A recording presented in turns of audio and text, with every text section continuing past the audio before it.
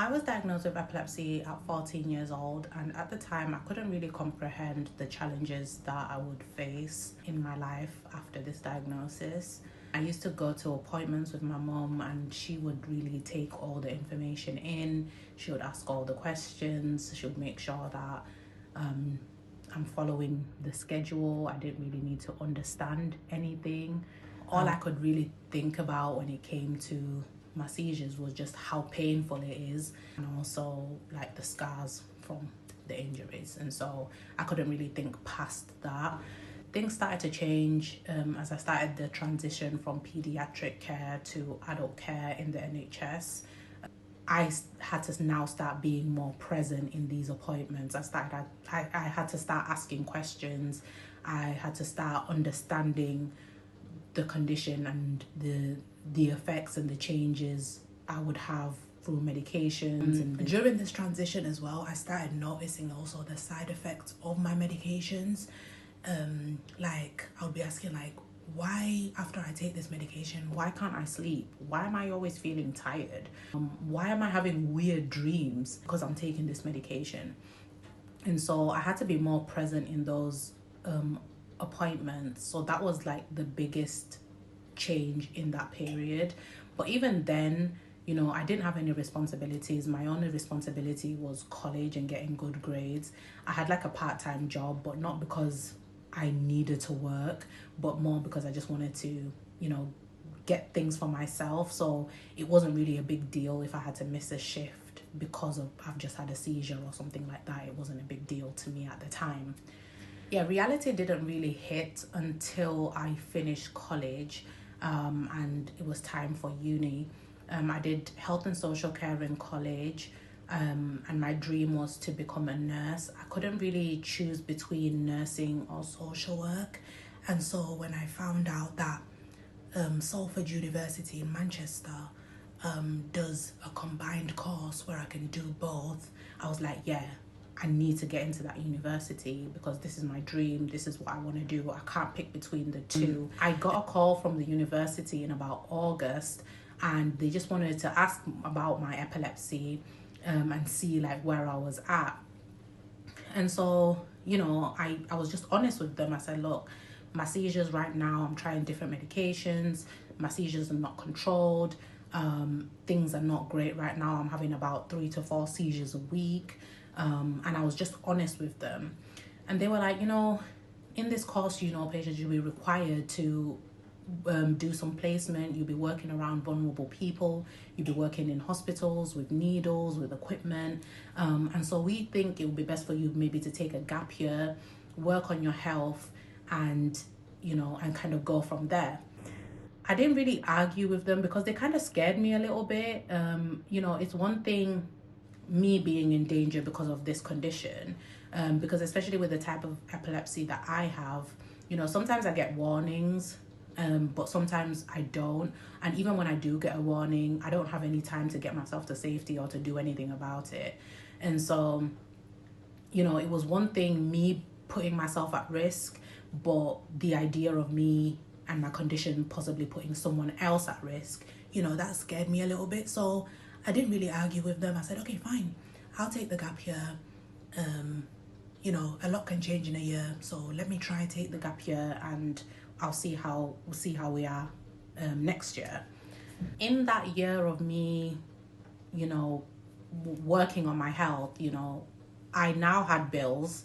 I now had financial responsibilities, so I needed a job, and I needed to work. So I couldn't even actually take time to actually work on my health. I needed to work, and then that's when I started, like, I couldn't keep a job, and not because I wasn't a good employee or because I couldn't do the job.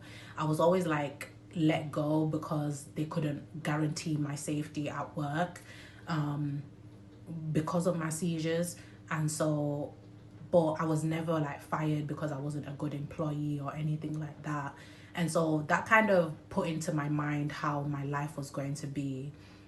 But even then, I was still kind of optimistic because I knew, like, next year I'm going to uni, and everything will be fine, and I'll be doing my dream job. I'll be a nurse. So I still had hope, and I didn't really see the bigger picture even then. A year came and went so fast. Before I knew it, it was August of the year that I was supposed to go uni again, and I got the same call again. Patients, like, what's your situation now? How are your seizures and all of that stuff?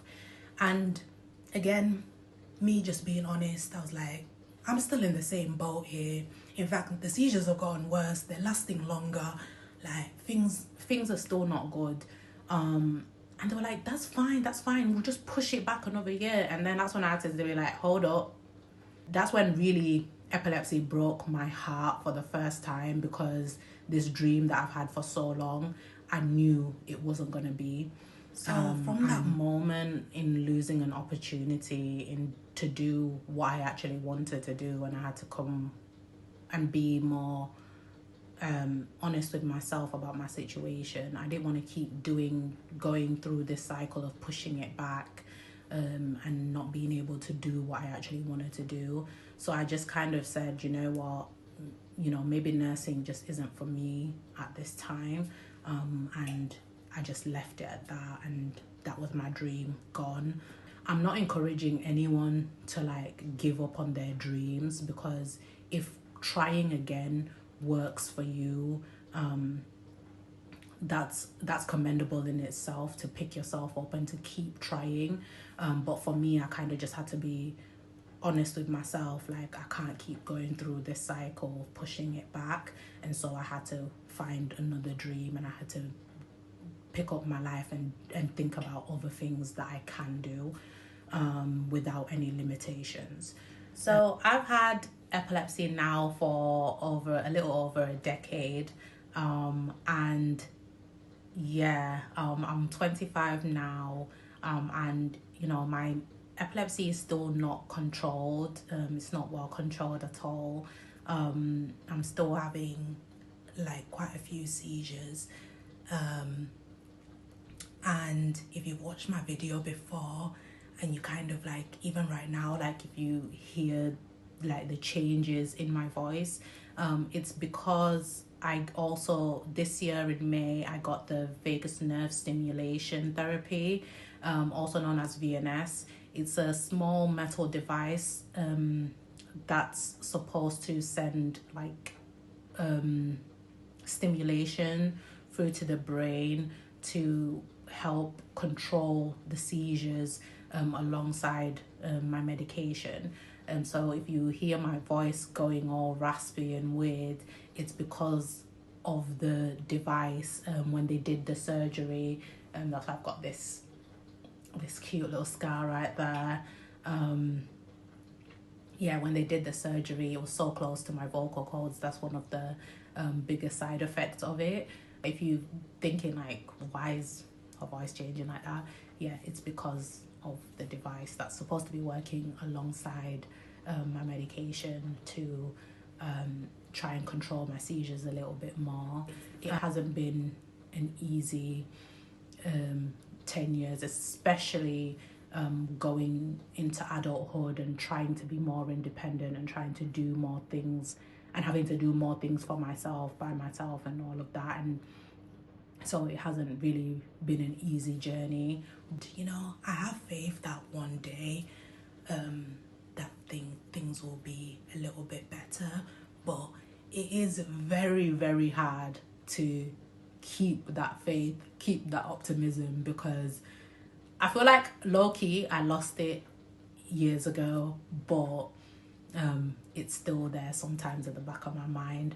Right now, all I'm just trying to do is live a comfortable life where even if I am having seizures, just to try and have seizures in a safe environment. I've got a supportive family, friends. My work is also very supportive. They help me constantly to try and keep my job. This is the longest I've ever been at a job, guys, and I've been with them for about 4 years.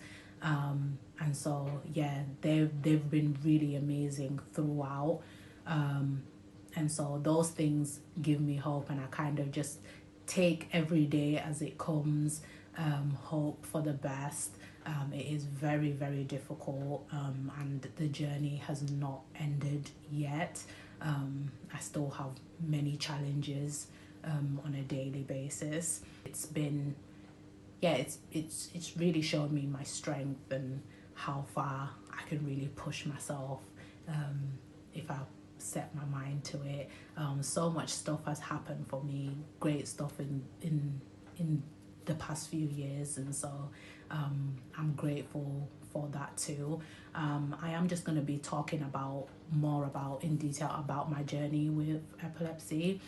So if people want to send me some questions, I'll go around to answering them as well. But yeah, stay tuned.